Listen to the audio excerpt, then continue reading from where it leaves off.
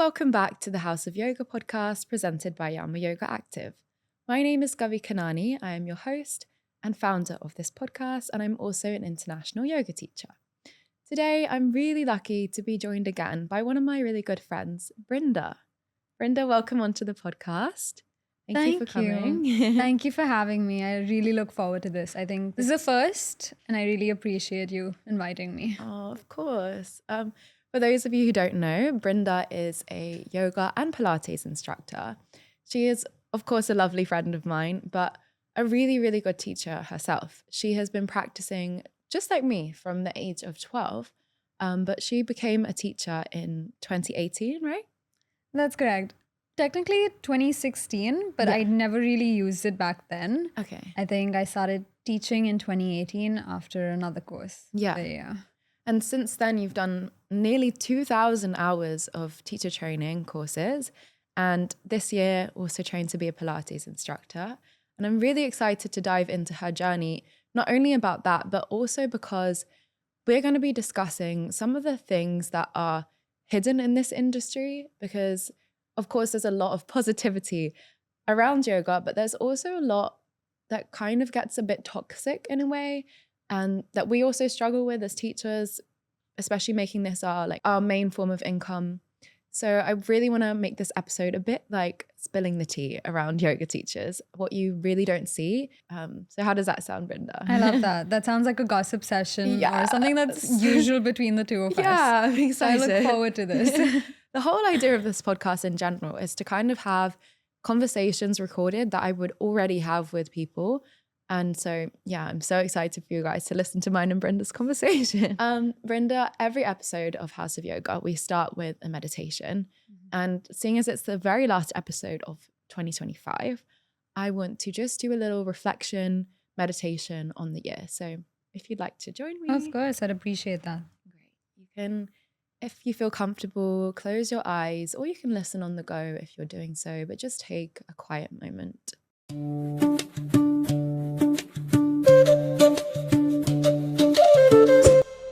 To pause and take a deep inhale, deep exhale,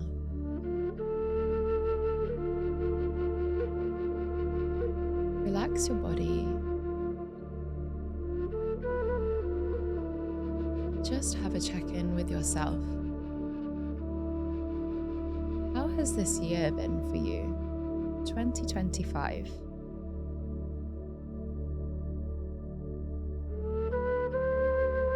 Perhaps some memories come up or some feelings.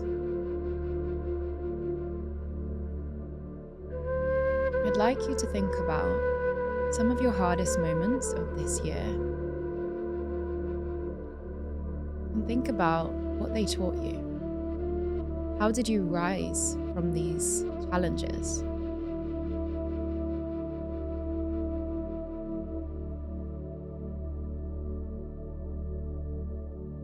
And who are you at the end of this year?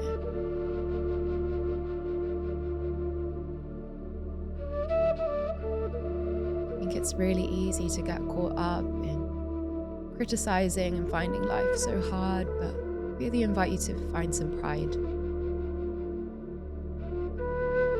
and let yourself be a little egoistic and just be proud of yourself for everything that you've done, all the love that you've given this year, all the ways that you have risen instead of letting life beat you down.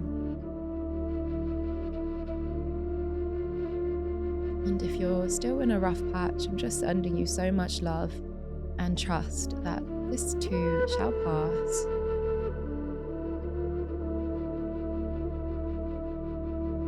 And maybe whenever you have the time, you can have a moment to think about your year with a piece of paper, maybe some colours, or maybe a pen just to write about your year.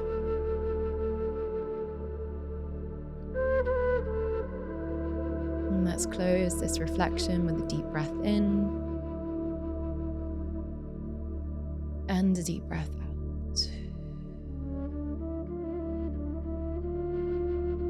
When you're ready, you can bring your hands into Namaste Anjali Mudra in front of heart. And slowly rise. Thank you, Brinda. Thank you for leading us. So how has this year been for you, Brinda? How are you feeling? I'm okay. Thank you for asking. I feel like it's been a year of transformation, both personally and professionally. And I think it made me ask myself some really hard questions. And I think once you've been a teacher long enough, you take every so year as like, you need to take a moment to just sit down and ask yourself, is this what I want to do? Is this the correct path? Should I be doing more? Should I be doing less? So I think I was able to have that conversation, which was great, and be really vulnerable. Yeah. And I learned a lot. Yeah. I taught a lot, which was also great. So I think I've always been appreciative of those opportunities. And well, I'm also planning a wedding. So that's great. So exciting. Yeah. So I think also putting yourself in a situation like that where so many other people are involved, you know what makes you tick and how to deal with it better. So yeah, like I said, it's been a year of true awareness. Yeah, so much going on for you. If I just reflect on the year you've had, like you did a Pilates training, you've planned a whole wedding, and you're honestly like one of the hardest working yoga teachers I know. Not in hard, you don't find it hard, but you really devote a lot of your time to it. I remember in lockdown, you would teach like 8 classes a day. And even now you're teaching like 3 to 4 classes a day like every day in the week. And yeah, I want to know, like, what do we not see behind the closed doors? Like, what's actually going on when you're not teaching? Yeah. Okay. So looking back at the lockdown, though, that feels like a fever dream. Yeah. I think it started off as, hey, it's going to be a month. So why not maximize it and take on every inquiry I possibly can? Surprise. But well, as you all know, it lasted more than a month. And it went on till November 2020, where I was teaching 8 classes a day. And I felt like I was burnt out, realistically. And I wasn't filling my cup enough as much as I was giving out. So I think I took a moment to step back. I did another teacher training course to just recenter myself. And well, I love learning. So yeah, I mean, I feel like it's quite normal that you burn out from that. I mean, I feel like I have a limit of classes I can take per week because it is an energetic exchange that you're giving. And as much as we love to give yoga as much as we can, I feel like we have to protect our energy a bit too. And I remember in a conversation that we had before, you mentioning that you found it hard to then do your own practice when you're teaching that many classes a day, which is kind of not the point, right? We also need to have that time to fuel our cups and to discover yoga within ourselves to then give it in the highest form to other people, right? Right. So I think initially it's exciting to have these opportunities and you want to grab every single one you can. But I think it's important to draw boundaries and respect your own practice as well, especially as a teacher, because you're not going to be able to give out as much if you're not doing it yourself. Yeah. So it's important to preserve that energy. So Yeah. I 100% agree. And how do you preserve your energy? Like, what does a typical day in the life look like for Brinda? Do you want to know typical day or ideal day? First, typical day. Okay. So I think typical day starts off in the morning. No, I'm not someone who wakes up and does a meditation. I literally roll out of bed, push myself into the shower, get ready, go on to teach some classes. I think my mornings are pretty busy. And then come home for lunch, eat a nice little lunch, take a nap. Your fave part of the day, I know it is. But then I go on to do my self-practice. So sometimes the timing of the self-practice changes because if at all I do have a cancellation in the morning, I prefer to get my practice in the morning. And then I come home, eat my dinner, watch a lot of TV, and give up a lot of my sleep because I'm watching TV probably, and which is why I need my nap.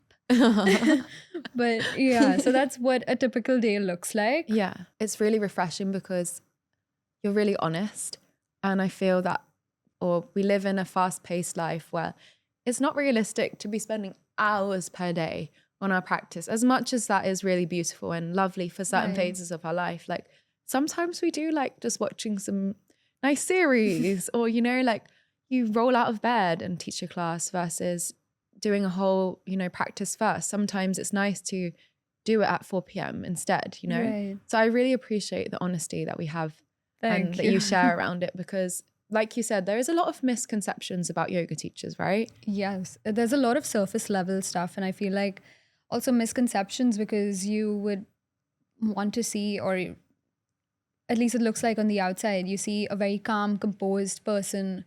For sure.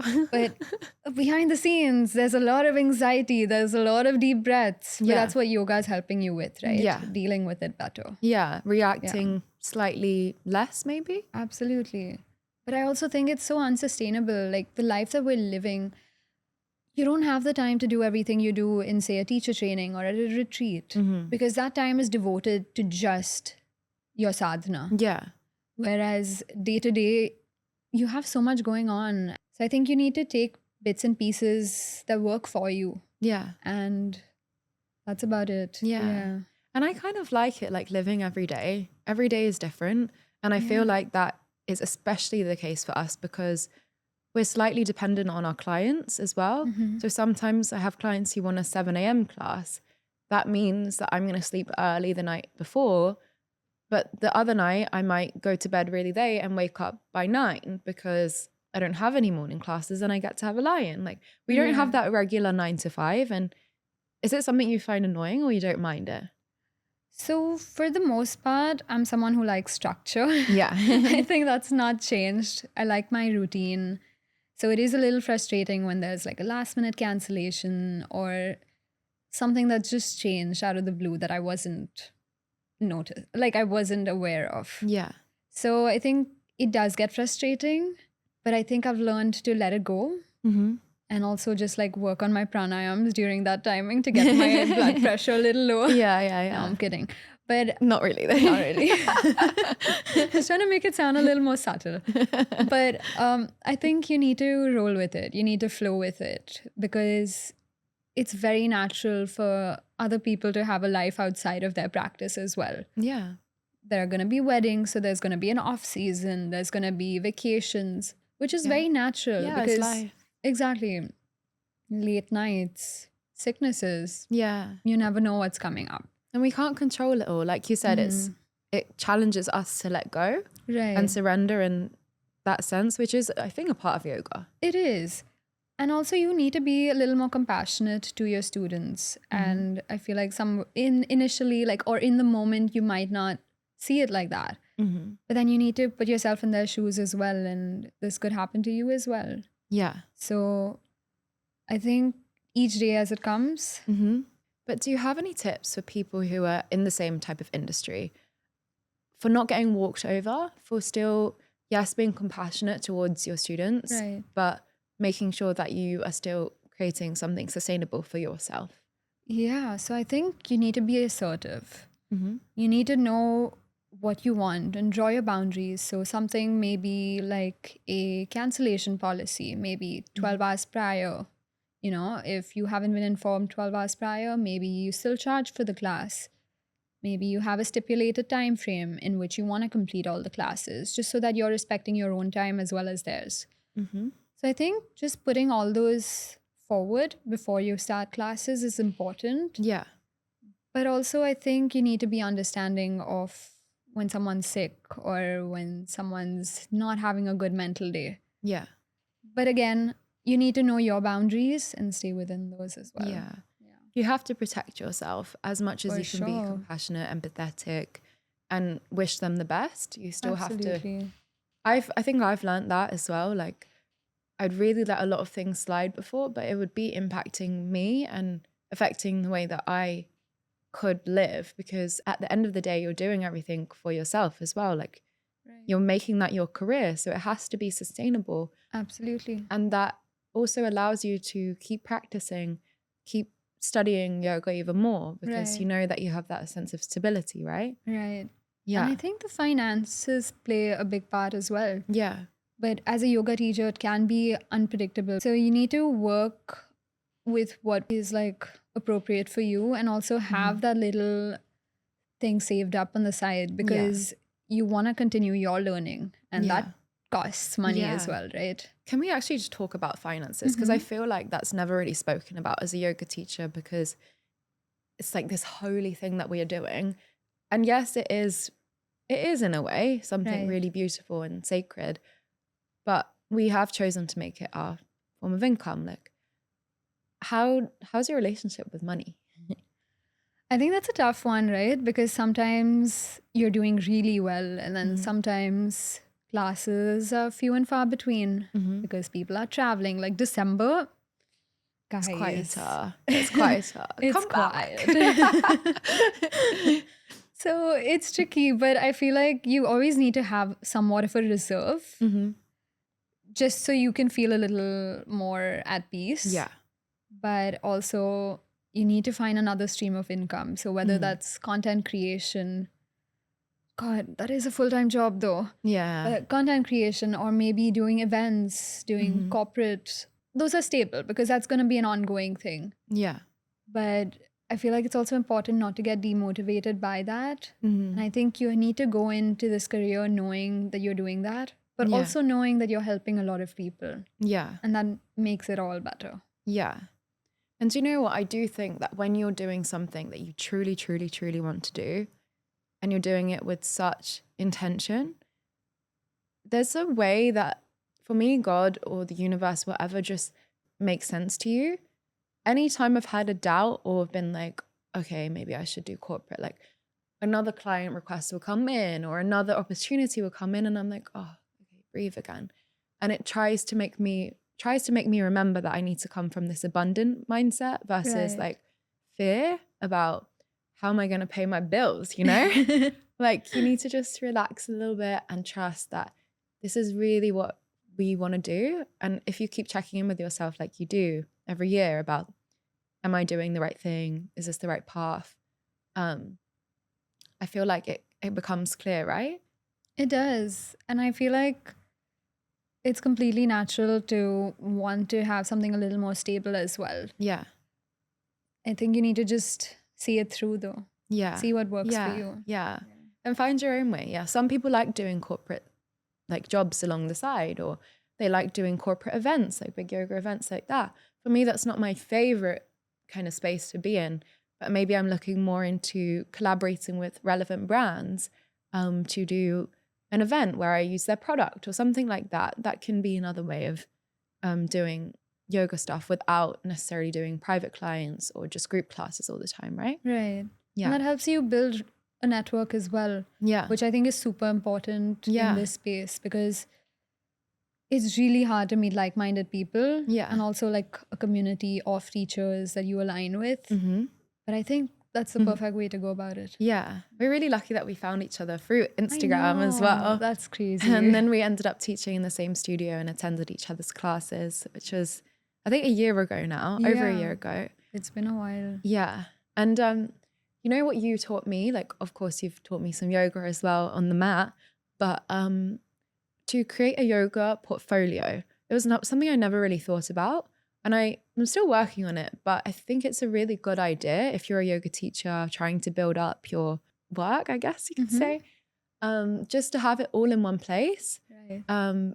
Because then you can send it to companies that want to work with you. Yes, it's somewhat superficial, but I feel like it's useful from the work perspective. Right? It is. I also feel like it's very easy to forget what you've done, say, 5 years ago in this space. Yeah. So just to have all that information painted out in front of you in a portfolio, that just helps keep it all together, I guess. And I think it's also nice for yourself to like reflect back on and be like, oh yeah, I remember when I did that. Exactly. Having a bad day, pop that portfolio open. Do you have a favorite event that you've done this year, yoga wise?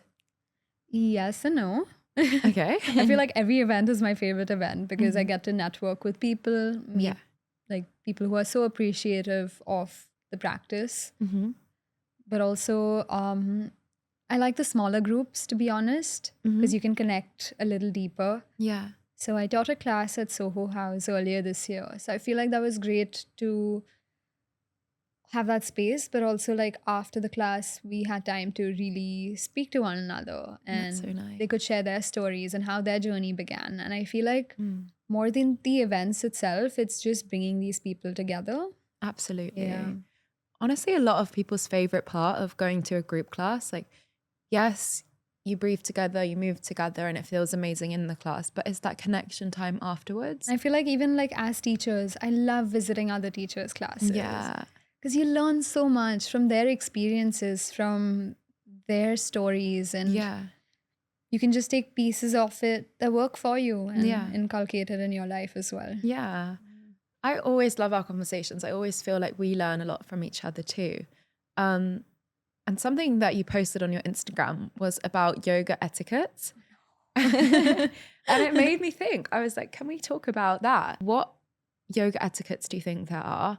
And why do they irk you off when people don't follow them? I think the biggest one has to be when someone steps on my mat. Yeah. Because I feel like that's my energy, that's my space. Mm-hmm. It's like having someone uninvited enter your house. It's like, hey, Here can I come in? No, you cannot. Respect my space. So I feel like that's something that I'm really possessive about. Fair. Everyone might not see it the same way as I do. But I totally get it, because last night we were prepping for the episode and Brinda showed me her mat, and you've had it for nearly 10 years. Like, you had it since 2018. And she takes care of it so well. Every week cleaning it. I don't do that. I probably should. I definitely should. But I really understand it, because that is your energy from years as well. Like, it's a whole journey that's come with you. Yeah, and that energy really makes a difference. Mm-hmm. I feel like it brings my mood up if Yeah. I'm feeling low. Yeah. And it's not only just the mat, it's the practice of it. So everything together, like, that's my space, you know? Yeah. I want to preserve Don't touch it. her mat, guys. Do not touch my mat, guys. And in general, don't touch other people's mat. I feel like I've become more like lenient around it, because a lot of people need to use my mat for a class or whatever. But it's also because I don't have attachment to this mat, maybe. Just now being a teacher in so many bigger settings, I just feel like people just do walk on it. And I can't be like, I know, in the I class, love that like, for you. don't That's touch really my- good control. But it is annoying in the moment, but you're trying to control your yogi self, which is like inside screaming a little bit. I know. But you can't be like in the group setting and be like, excuse me, that's Calling my someone mat. out. Yeah. They don't want to be there. But yeah, in general, guys, please respect your yoga teacher's mat or other people's mat in general. Like, that is their sacred space, and yeah, just let it be their space. Is there any other etiquettes that you think are? I think also when people walk out of class before Shavasana, I don't think it's something that really irks me in particular, because I understand when you don't have the time or the space for that mentally. But I do think it's something that could help you. I feel like it kind of brings the whole practice together. Yeah. So try it out, guys.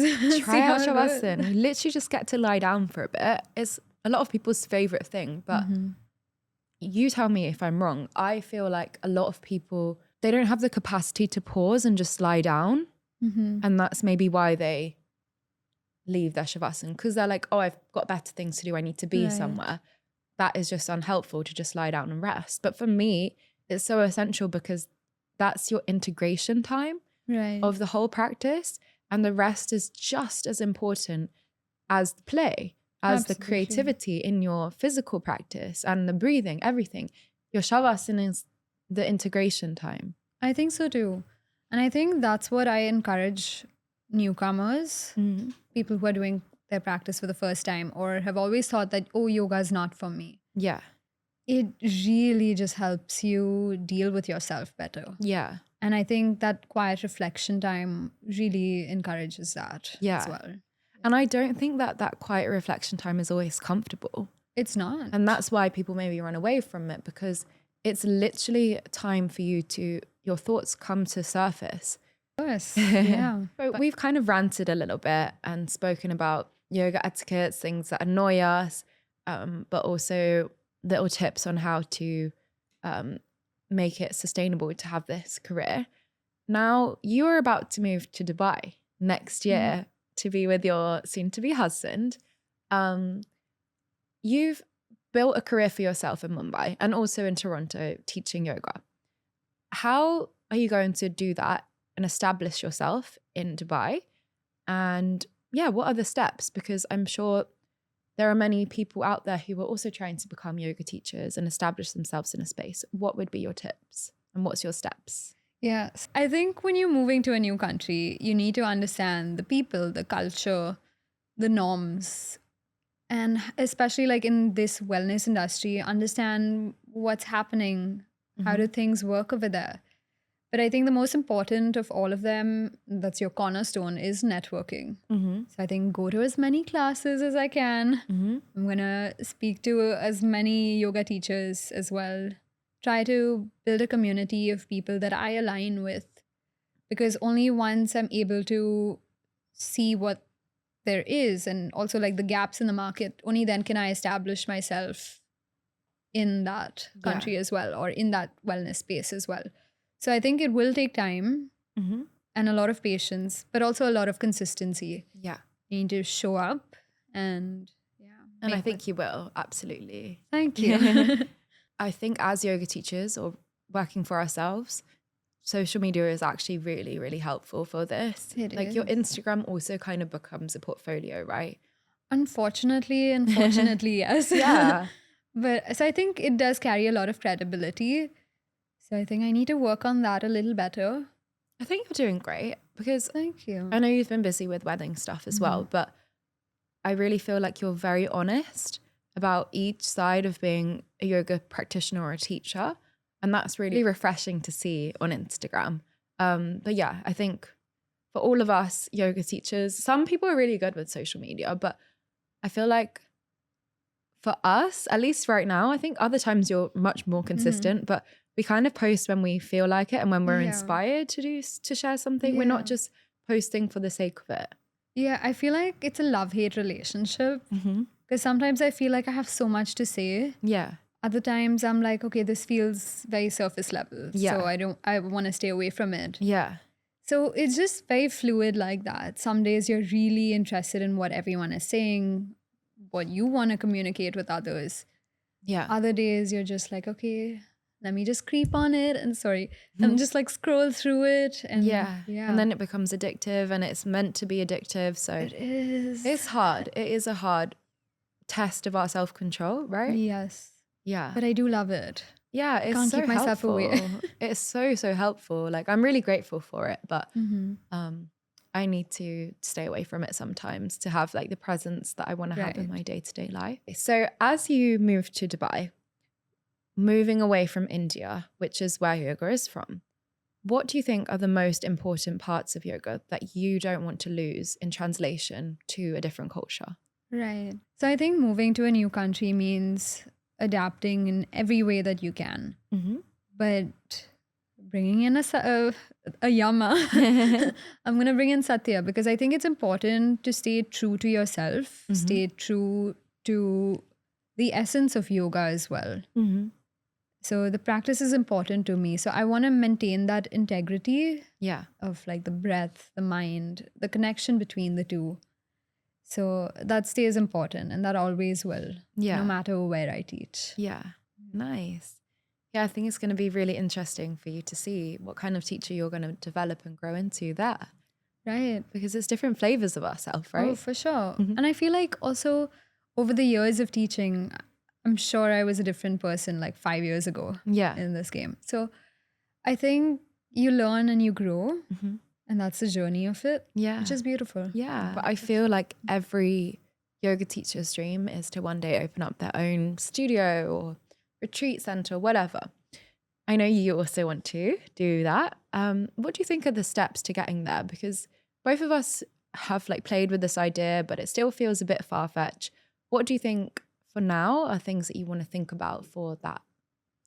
Right. So I think it's important to have a lot of patience when it comes to this because you have a financial investment. For sure. it is a big one too, A right? massive one, I think. Yeah. Yeah. So you need to be able to save up a significant amount Mhm. for this. But also it helps to have a network of people. So I think when I'm moving there now, I want to be able to speak to other yoga teachers, find the ones that I align with, Yeah. build a network of that, as well as attend a lot of community events and find these people who would love to attend classes Yeah. as well. So I think networking is number one. Mm-hmm. Number two is the financial planning. As much as I hate to say it's important, it is, because you want to be able to feel that stability. Yeah. You don't want to be thinking about what next trendy thing you can do to bring in the money, right? Yeah. So I want it to be an intentional space though. Mm. Of course, I want it to look pretty. I want it to have that course, a good aesthetic vibe. thing. Yeah. But I also want it to be a space where people push themselves within their own limits, you know? I don't want it to be an Instagrammy, showy offy. Just for Instagram place. No. Yeah. It still has to be something that connects. Yeah. And feels Yeah. sacred. Absolutely. Like you really come there and you're like, oh, like you know what it's for. Right. Do you think you would also have Pilates there, or it would be primarily a yoga studio? So I'm open. Okay. I think I would want to have Pilates as well. Yeah. Just realistically, you need to have different kinds of classes to cater to different kinds of people, because you want it to be open for everyone, Yeah. not just a certain kind of person. Yeah. Some people may say yoga is not for them. I would say try again. Yeah. Try again. No, I'm kidding. But like, I think it's important to have things that cater to everyone. Yeah. So I would love to, if I have the space, do like something with pickleball. Oh. Because I enjoy playing Yeah. pickleball. I really want a to lot. play with you. We so. should. We should plan that. Yeah. Actually, can we just touch a little bit on Pilates? Because what is the difference between Pilates and yoga? And you personally, do you prefer either or practice? So I think I don't prefer either or. I feel like they both complement my lifestyle in the way I want it to. Yeah. Because I take bits and pieces that work for me. Mm-hmm. And I would say the yoga part of it has helped me feel a lot more grounded. Mm-hmm. I think I've connected more with my culture, my religion, Yeah. a lot more. Because I had never read the Bhagavad Gita before I did when I learned yoga. Aw. So these are things that I really carry with me, and that's the tradition of Yeah. it. And I really value the essence of it, not just the asana practice, though that does help me feel, Great. yeah. Yeah. But I think Pilates, on the other hand, again, it's the same like mind, body, breath movement. But I feel like it's truly helped me engage different muscle groups. Mm-hmm.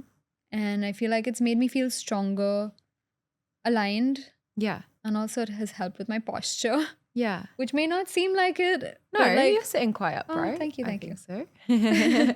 But I feel like, again, it's an intentional movement, right? So same as yoga, asana at least. It's intentional. Yeah. Yeah. Yeah. So I think in those ways it's similar, but it's also different. Yeah. Okay, yeah. So now you have 1 minute to tell someone who isn't sure about yoga why to try it. What would you tell them? It's important to understand when to slow down, Mm-hmm. because in this day and age, you have so much happening around you. Mm-hmm. You need to be able to have these conversations with yourself, and it's really hard to slow down, yeah? Yeah. But you need to consciously put yourself in that spot, and Yeah, slowing down is really nice, Yeah. right? Because it helps you react less absolutely. towards other situations in your life. Even towards yourself, right? You want to Yeah. be kind to yourself. Yeah. You can be a wonderful person to everyone else, but then if you berate yourself on the inside, that's not doing you any favors either. Yeah, no. So you need to be kinder to yourself. You Yeah. need to have that time, be honest. Yeah. One element of being kind to ourselves is also wearing nice clothes and comfy clothes. And today we're both wearing Yama Yoga bottoms, the flared bottoms. It's Brinda's first time wearing Yama. How is it feeling for you? I love them. Yeah? They're so comfortable. It's like I'm wearing pajamas. It actually I feels do, like yeah. that. But it's still stylish. I I love know. wearing them. And I can always wear them on the go. Yeah. So I love that. Yeah, great. Brinda, is there anything else you want to share? I feel like it's important to maybe take a moment, reflect everything that's happened this year, Mm-hmm. be grateful or not, but just reflect on what's happened this year Yeah. and take a moment to also think about what you'd like to achieve in the year to come. Yeah. Set your goals aside, write them down if you have to, make a vision board. And yeah, I look forward to checking in with y'all. Oh, would you actually like to lead a little meditation to kind of intention set for 2026? Yeah. Because we kind of wrap up each episode with that anyway. So I'd love if you'd like to lead that. I would love to. Yeah. Thank you.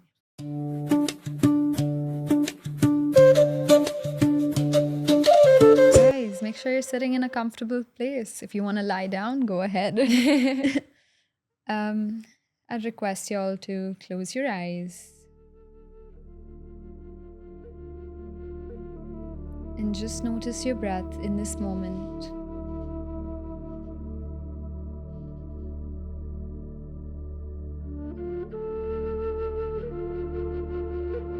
Notice the length and depth of each breath.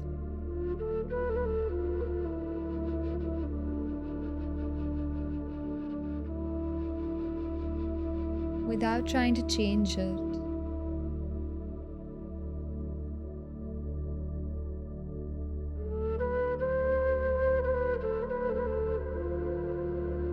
We'll now just try to consciously slow down our breath, prolonging your exhalations a little more than your inhalations.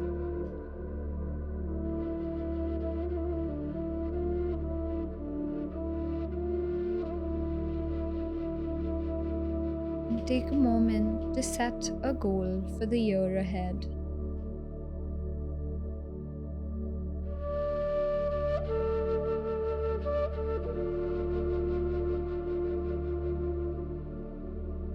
It could be something as small as showing up.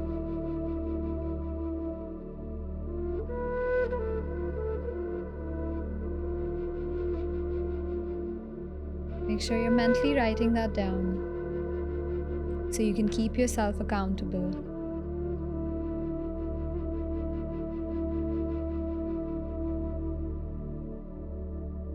And let's mentally repeat that thrice in your mind.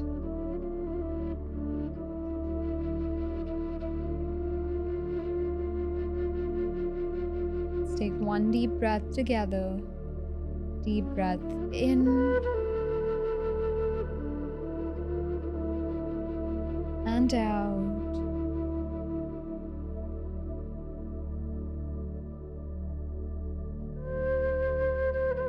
We'll gently draw our hands in front of the chest.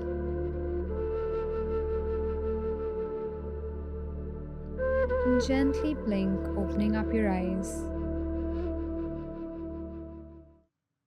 Thank you. Lovely. Thank you. Thank you for having me. Thank you so much, Brinda, for coming on and being such a lovely guest. I thoroughly enjoyed this conversation and I hope you guys did as well. If you would like to learn from Brinda, which I highly recommend that you do, you can check out her Instagram and her Calendly link in the description box, where you can book a call with her and learn from her online or in person in Mumbai. And if you're going to be in Dubai next year, you can also learn from her then. Thank you so much, Brinda. And thank you so much to Yama Yoga for helping us to make this podcast happen. They have been such a kind brand to me. And I really hope that you guys have a lovely rest of 2025. But yeah, in case you want to share some of your goals that you might have set with Brinda's meditation, please drop a comment down below. And otherwise, we'll see you next time. Thank you and namaste.